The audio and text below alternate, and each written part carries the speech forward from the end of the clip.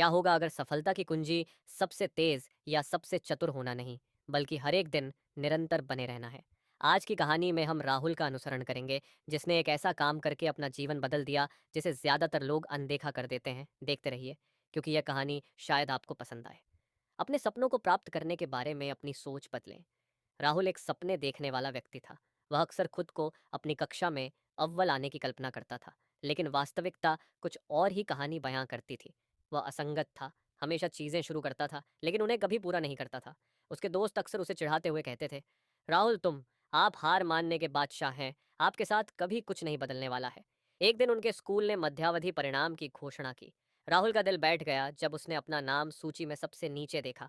उसके सहपाठी हंसे और उसके सबसे अच्छे दोस्त अर्जुन ने मजाक में कहा, आप हमेशा रहेंगे आखिरी बेंच का लड़का राहुल, पहले होने के बारे में भूल जाओ, ये तुम्हारे लिए नहीं है। अपमानित और निराश राहुल घर गया और अपनी किताबें एक कोने में फेंक दी। उसे लगा कि वह पूरी तरह से हार मान लेगा। राहुल के दादा ने उसके उदास चेहरे को देखा और पूछा कि क्या हुआ राहुल, तुम इतने पराजित क्यों दिख रहे हो। राहुल झिझक, लेकिन अंततः उन्होंने अपना दिल खोल कर रख दिया। मैं अपनी कक्षा में प्रथम आना चाहता हूँ, लेकिन यह असंभव है। चाहे मैं कितनी भी कोशिश करूँ, मैं हमेशा असफल रहता हूँ।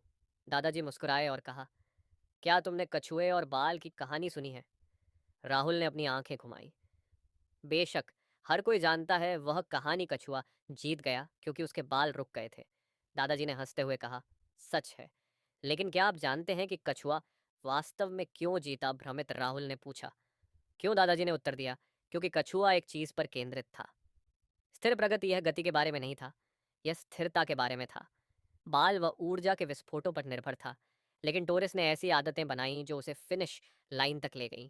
राहुल पहली बार कौतूहल में था, कहानी को ऐसा लगा जैसे इसका गहरा अर्थ था। अगली सुबह राहुल ने अपना जीवन बदलने का फैसला किया। उसे अपने दादाजी के शब्द याद आए और उसने चुना, छोटी शुरुआत करने के लिए वह हर दिन सुबह 5 बजे उठता था। पहले तो यह कठिन था, लेकिन जल्द ही यह एक आदत बन गई। उसने खुद को ऊर्जावान बनाने के लिए हर सुबह 30 मिनट व्यायाम करना शुरू कर दिया।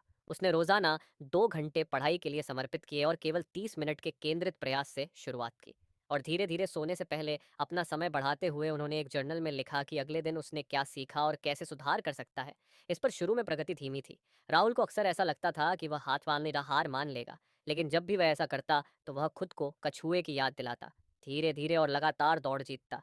महीने बीतते गए और एक दिन राहुल की आदतें रंग लाने लगीं। शिक्षक ने एक आश्चर्यजनक मॉक टेस्ट की घोषणा की। जब परिणाम सामने आए तो राहुल ने शांति और आत्मविश्वास से प्रदर्शन किया। राहुल आश्चर्यचकित था कि वह तीसरे स्थान पर था, जबकि वह हमेशा सबसे नीचे था। यह एक स्मारकीय उपलब्धि थी,